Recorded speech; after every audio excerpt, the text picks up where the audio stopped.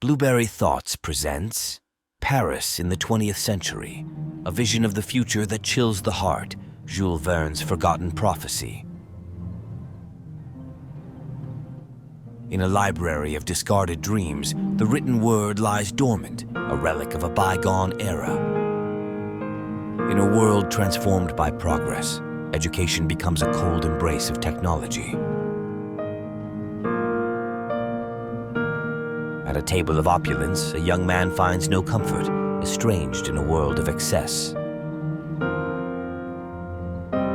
In the quiet corners of a world gone mad, a flicker of hope, love blossoming, albeit swiftly. Where music once soared, now silence reigns in the forgotten halls of art.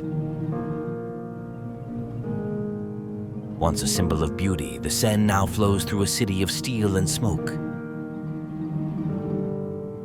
In the grip of winter's chill, a simple act of love, violets bought with the last coin. As Paris freezes, so does hope, the hope of a better future for humanity.